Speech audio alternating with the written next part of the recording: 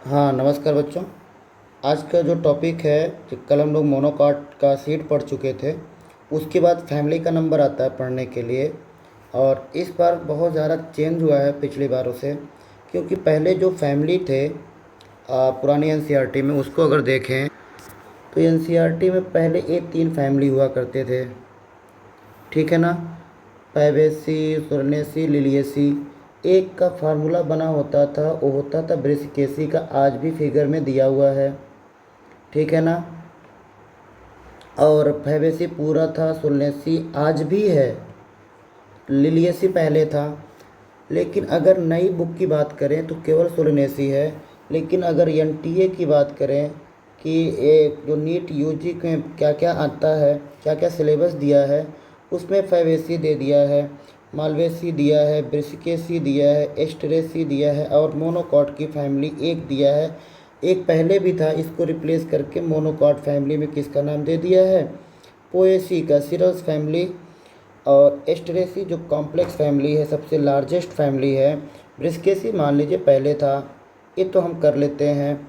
Malvaceae, ब्रिस्केसी पहले था। Malvaceae और फैबेसी पुरानी बुक से हमें पढ़ना पड़ेगा, एनसीईआरटी से डिलीट कर दिया है लेकिन फिर भी सिलेबस में है, तो इनको हम बारी बारी से एक एक पढ़ते हैं। तो देखिए, इसके फैमिली के पढ़ने से पहले हमें कुछ सेमी टेक्निकल डिस्क्रिप्शन के बारे में जानना है जो फ्लावरिंग प्लांट में यूज होते हैं। अगर किसी भी फैमिली को हम डिस्क्राइब करते हैं तो सबसे पहले शुरुआत कहाँ से करते हैं, हैबिट से, ठीक है ना।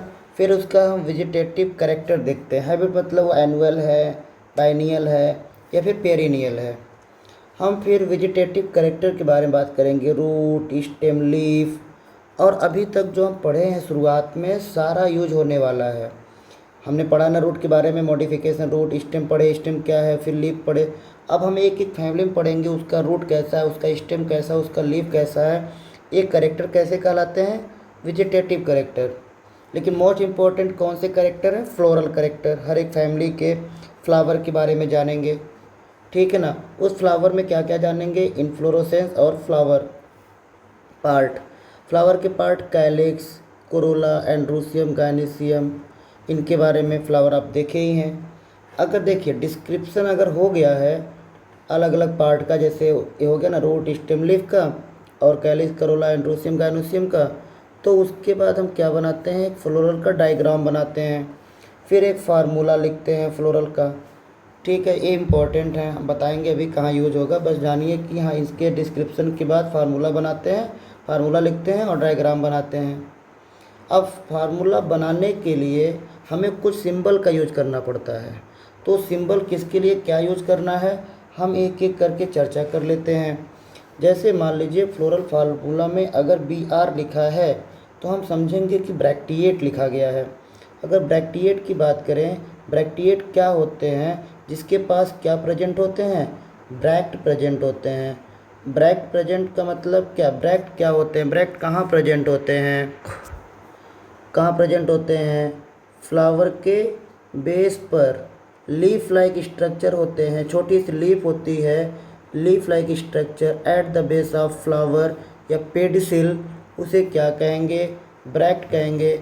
अगर फ्लावर के बेस पर लीफ लाइक स्ट्रक्चर प्रेजेंट है तो मतलब ब्रैक्ट है। अगर ब्रैक्ट प्रेजेंट है तो उस कंडीशन को ब्रैक्टिएट बोलेंगे। और फ्लोरल फार्मूला में क्या लिखेंगे, बी आर। अगर ब्रैक्ट अब्सेंट है तो उसे क्या बोलेंगे, अगर ब्रैक्ट अब्सेंट है उसे बोलेंगे ई ब्रैक्टिएट। तो ये रहा।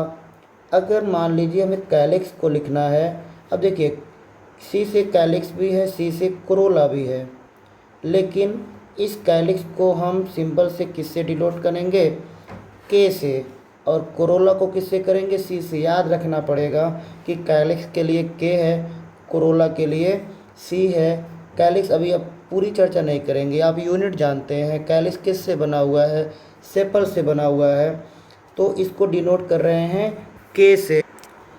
आपको याद होगा कि कैलिक्स का यूनिट क्या था, सेपल था। अगर सेपल्स के नंबर 2 से ज़्यादा थे तो कैसा, अगर फ्री है तो क्या होता था, पॉलीएडल्फस, और पॉलीएडल्फस नहीं, पॉलीएडल्फस नहीं, गैमोसेप्लस जब फ्यूज होता था तब कहते थे और पॉली और सेप्लस कब कहते थे? जब फ्री हुआ करता था। तो फ्री का मतलब जब ज़्यादा होंगे। मान लो कैलिक्स का नंबर 4 है और फ्री है, तो ऐसे बोलेंगे। इसका मतलब सेपल्स कितने हैं? 5 हैं और फ्री हैं। अगर कैलिक्स 4 है, अगर यूनाइटेड है, तो इसको क्या बोलेंगे? सेपल्स 4 होना चाहिए था। सेपल 4 और कैसे हैं? यूनाइटेड होते हैं। ठीक ऐसे लिखेंगे। कोरोला को सी से डिनोट करते हैं। अगर करोला मान लीजिए इसी तरह से 4 से ज़्यादा है या 4 है, तो को सी 4 लिखेंगे। फ्री है तो ब्रैकेट नहीं लगाएंगे। अगर फ्यूज है तो ब्रैकेट लगा देंगे। उसी तरह से अगर पी लिखा है मतलब किसके लिए है? पेरियंथ के लिए है। अगर पेरियंथ भी वैसे होगा, अगर यूनाइटेड है तो ब्रैकेट, अगर फ्री है तो ब्रैकेट नहीं लगाते हैं। एंड्रोसियम के लिए भी वही है, इसको 8 से डिनोट करते हैं। अगर ए फ्यूज है, फ्री है मतलब ब्रैकेट नहीं लगाएंगे, अगर फ्यूज है तो ब्रैकेट लगाएंगे। और ऐसा होता है, कभी कभी आपने पढ़ा है कि एंड्रोसियम कैसे होते हैं? इपीपेटलस होते हैं। इपीपेटलस का मतलब एंड्रोसियम किससे अटैच है? कोरोला से, तो उसके लिए एरो बना देते हैं। इस तरह से अगर बना है तो क्या समझेंगे कि इपीपेटलस कंडीशन है। किसका एग्जाम्पल था? क्या एग्जाम्पल था इपीपेटलस का? तो बुक में क्या लिखा था? ब्रिंजल। और इपीफिलस का क्या लिखा था? इपीफिलस। इपीफिलस का एग्जाम्पल क्या थे? लिली थे। अगर गायनेशियम को देखें तो गायनेशियम के लिए जी लिखते हैं। और गायनेशियम को आपको पता है सुपीरियर ओवरी और इन्फीरियर ओवरी। तो सुपीरियर ओवरी के लिए जी के नीचे ऐसे लाइन खींचते हैं तो इसे बोलते हैं ओवरी कैसी है? सुपीरियर है।